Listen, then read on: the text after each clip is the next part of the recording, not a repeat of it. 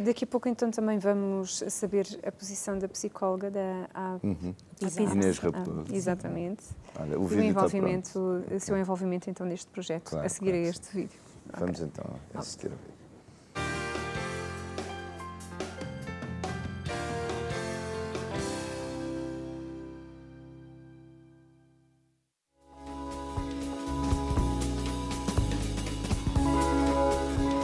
E, infelizmente, enquanto cidadãos, a forma como homens e mulheres são tratados continua a não ser igual. Há muito por fazer ainda. A igualdade não é uma realidade no nosso país. E está na altura, se calhar, de muita gente tirar um bocadinho a cabeça debaixo da areia e perceber, ok, não, vamos enfrentar isto todos juntos. Porque as questões da desigualdade não nos afetam só a nós mulheres, afetam o coletivo. Enquanto toda a gente não perceber que realmente uma sociedade mais par é uma sociedade mais equilibrada e que esse equilíbrio nos vai trazer muitas vantagens, seja a nível da justiça, da economia, do desenvolvimento do país, eu acho que enquanto as pessoas não fizerem esse clique de que isto é para o bem coletivo, vão continuar a ter muitas resistências e não é para o seu próprio bem. As mulheres, para subir na carreira, tendem a adotar o modo de ação masculina, o modelo masculino. A tomada de consciência de que nós, mulheres, não somos iguais aos homens, mas temos igualdade de direitos. Depois de muitas experiências de temáticas de escala, de voltar ao espaço público também para fazer algumas intervenções, por querer fazer coisas com maior impacto e que pudessem falar e comunicar com a sociedade, acabei por chegar ao tema dos animais, que é a série de trabalhos, provavelmente a mais conhecida que eu tenho, em que a relação entre o lixo e a própria peça e a própria sociedade tem a ver com utilizar o material, a contaminação, o desperdício e o próprio lixo para criar imagens das vítimas, as vítimas dessa mesma situação da posição em que nós colocamos o mundo. A consciência ambiental existe em mim desde que eu me lembro de existir. Sempre gostei de bicharada, da natureza, de tudo que tenha a ver com o mundo em bruto, sempre foi algo que me fascinou. Claro que a presença da consciência ambiental no meu trabalho foi algo que acabou por surgir. As primeiras experiências que eu fiz com lixo, eu não achei que ia fazer um trabalho interventivo com características ambientais muito fortes. Nada disso, foi uma experiência meramente em relação ao material.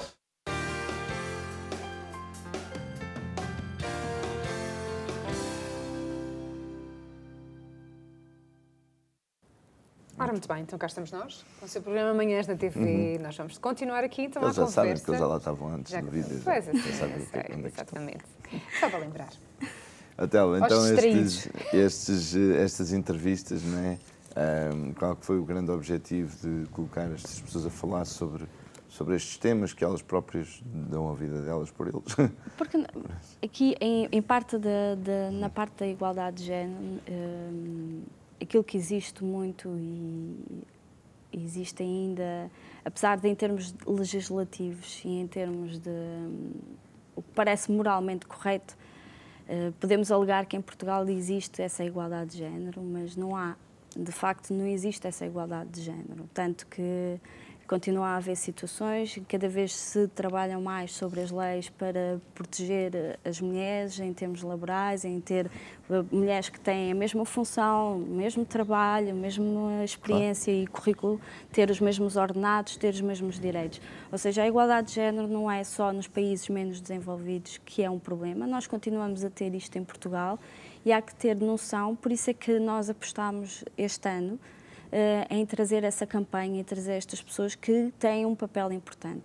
Estamos a falar de Maria Antónia Paula, que teve a coragem de fazer entrevistas ainda no pós-25 de Abril, ela teve ações de combate pelos direitos das mulheres numa época de revolução em Portugal e ela teve entrevistas que tiveram algum impacto. Aliás, algumas das entrevistas delas até ela teve em questões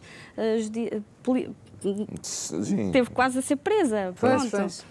E trazer uma figura importante e percebermos, porque a entrevista é muito mais longa, perceber que desde aquela altura até hoje poucos avanços se fizeram. E foi o objetivo desta entrevista, é trazer alguém que esteve no início do combate. Viveu, presenciou, não é? Presenciou e que Naquela fez época. parte da luta. E chegámos hoje, ainda continuamos a ter alguns dos problemas que há tantos anos atrás ainda tínhamos em termos dos direitos das mulheres e da desigualdade. Ou seja, até existem leis, só que depois o implementar dessas leis, aí é que está a grande diferença, não é? Basta olhar para a questão da violência doméstica, é um bom exemplo de como é que as coisas são implementadas. Existem as leis, protegem, como é que se consegue combater? Como é que todos os anos os números cada vez mais aumentam e como é que eles vão justificar isso? Como é que isso se justifica? Pois. Este problema continua a existir em Portugal e acho que foi... Pois a maneira de o operar, a objetivo. maneira de agir não é correta, não é aquela imediata, não é o que é necessário para que se evite certas determinadas circunstâncias. Mas também parte muito da educação das pessoas, da consciencialização dos homens, da educação de nós, como muitas das vezes pais e mães durante a infância, de como educar as crianças, não só em termos de agressividade com mulheres, mas a agressividade no geral, Sim. até com colegas. E até mesmo aceitar o facto da mulher ter que se sujeitar. Às vezes há uma ideologia de que a mulher tem que se sujeitar a certas determinadas coisas que não estão corretas, não é? Ou seja, existem limites para todas as coisas, mas há um padrão que foi estabelecido em que, por vezes, os pais incutem logo nas meninas, não tens que te sujeitar a isto. E há certas coisas que os direitos são iguais para ambos, não tem que se sujeitar a certas determinadas coisas, não tem que falar, não tem que se calar, por exemplo, não tem que... Há muita coisa que, se calhar, no que eu falo, a nível de direitos como pessoa, não é? Então, às vezes, isso vem também um pouquinho de trás da forma como a pessoa foi educada. Como é educado, sim. Eu tenho um menino, por isso estou a tentar, mas já lhe disse a ele. A parte do respeito, acho que tudo tem que ter um limite, tem que ter claro. E daí estas metas, não é? Por muito antigas que sejam, continuam a ser muito atuais. E se calhar vão permanecer assim ainda durante largos anos até que realmente comecemos a notar alguma mudança na sociedade. Pequenas mudanças. Eu ia perguntar, Inês, você vem da Apisal? A Apisal, sim. E o que é a Apisal? É a uma escola, a Apisal ou Associação para a Infância Santo António de Lisboa. Nós somos uma escola que estamos situados em plena Avenida Almirante Reis, na freguesia de Arroios. E a nossa escola acaba por espelhar um bocadinho toda a cultura e toda a diversidade que se vive na freguesia. Portanto, a freguesia de Arroios foi considerada uma das mais multiculturais do país, com muitas nacionalidades, cerca de 92, se não estou em erro. E a nossa escola acaba por espelhar muito a população que ali reside. Nós somos procurados por muitas famílias estrangeiras, não é, para dar resposta às necessidades educativas dos seus filhos. E há uns recentes anos até agora temos tido um aumento substancial desta população que nos procura. E sentimos também muita necessidade de adequar determinadas práticas a esta população que nos tem vindo a procurar, porque sabemos que o acolhimento não pode ser feito da mesma maneira, não é? Enfim, as práticas de acolhimento que temos com uma família portuguesa têm que ser adaptadas a uma família estrangeira, não é? Uma família chinesa que chega a Portugal, não fala nada de português e, portanto, é todo um processo de desenvolvimento que nós estamos a fazer com as famílias e temos feito muitos projetos nesta área da inclusão e da integração social na escola para as famílias estrangeiras. Neste âmbito, temos embarcado em vários projetos internos e também externos, através de parcerias que temos, e um deles foi com a Telma, em que... Foi aí que se conheceram? Sim, através de um convite para fazer um projeto direcionado às crianças estrangeiras, em concreto à forma como elas se sentem e à forma como elas vivem toda a experiência que é vir para um país novo, vir para uma escola que, enfim, a maioria dos meninos que estão na escola não falam a sua língua materna e, portanto, é todo um processo um bocadinho de descoberta, não é? E de integração na escola. E então surgiu a ideia de fazermos um livro colaborativo com as crianças da Apisal. Nós trouxemos aqui o produto, exatamente. Okay. Maquete. Ainda não E é um livro que... lançado. Ainda não foi lançado? Dia 25 Ainda de não. setembro. Ok. Muito bem. Um das 15. Pois é. Isto é o produto quase final, sim. E é um livro muito giro que, sim, foi produzido pelas crianças do primeiro ciclo do ensino básico do primeiro ao quarto Escrito ano. em árabe Em várias línguas. Escrito originalmente em português, sim, e depois, sim, traduzido para Em várias inglês, línguas. Vou abrir. Sim. Eu já cantonês percebi. e árabe. Ai, estou engraçado. Sim. Isto é com a Nós colaboração direta dessas crianças. das crianças, sim, do primeiro Totalmente. ciclo, sim. As ilustrações e o texto. Claro que, enfim, com alguma supervisão do adulto, mas toda a base do livro foi a partir das crianças do É primeiro ciclo da engraçado. Apisal. Ou seja, tem o texto, não é? Depois tem a Em 4 ilustração. línguas. Sim, sim. E as Depois tem- ilustrações feitas pelos meninos, sim, sim. Está Foi um projeto muito fantástico, engraçado. sim, e realmente espelha. Quem ler o livro, eu acho que vai perceber, espelha precisamente a experiência que estas crianças vivem quando chegam a Portugal. desafios que sim, encaram, os não é? desafios, sem dúvida. As crianças e as famílias, não é? Quando chegam a Portugal, quando começam a frequentar uma escola completamente nova, uma língua muitas vezes completamente nova. Nós temos crianças que chegam à escola mesmo até em primeiro ciclo. E Aqui é línguas que não tudo, são- é não são cultura, latinas. Sim, cultura, sim, é a o falar zero de comportamento. português, não é? E, Exato. portanto, há toda uma atenção que nós temos que ter enquanto escola e toda uma adequação de práticas pedagógicas, de acolhimento, que possa ir ao encontro dessas crianças e que as possa fazer sentir o mais em casa possível. Possível, claro.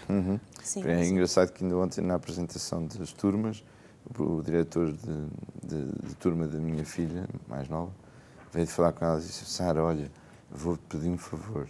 Como ela sabe que ela abre-se muito e cativa muito as outras crianças, então, olha, aquela menina que veio agora de França, faz-me um favor, mete com ela, faz-te amiga dela, porque ela está completamente desorientada. Ela é portuguesa, mas foi para a França bebê e agora veio com 11 anos para cá. Não, sim, Pois, claro. há sempre um grande sente-se impacto. completamente deslocada, não tem cá ninguém, e então Mas eu e notei vai para uma isso. escola, Eu própria uma turma onde notei é isso. tudo português. Eu também fiz a transição vindo do Malawi quando eu tinha cerca de 8 para 9 anos, vim do Malawi para cá, andava na escola portuguesa e na escola inglesa ao mesmo tempo. Mas quando eu vim para cá, mesmo falando a língua, mesmo sendo portuguesa, notei a diferença cultural, a integração e mesmo falando a mesma língua. Sim, sim, Portanto, sim. há Aí até há um sempre fator grandes comum, não é? mudanças. Sim, E sim. nós temos crianças de culturas muito distantes da nossa, quer Com certeza. geograficamente, quer mesmo a nível de costumes.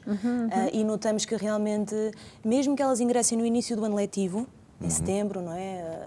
Enfim, em que fazem todo um processo de adaptação, não é? Mais calmo, não é? Temos mais tempo para nos dedicar a elas, notamos que é difícil.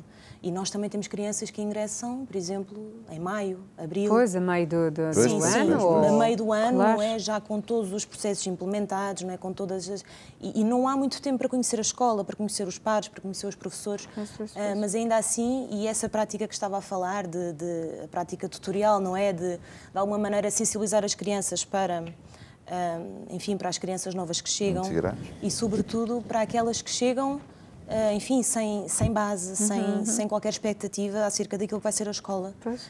É muito interessante e é muito importante para as crianças. E sem eles ligação, porque quando se chega não tem Sem eles amiguinhos ligação, nenhum, sim. sente-se Se bem deslocada, que não é? isso- E quem ler o livro vai compreender isso. Há sempre um elo de ligação comum e foi isso que nós notamos e que muitas vezes passa um bocadinho ao lado dos adultos. Nós sentámos com as crianças, fizemos várias sessões para conhecer a fundo o que é que elas sentiram quando chegaram a Portugal.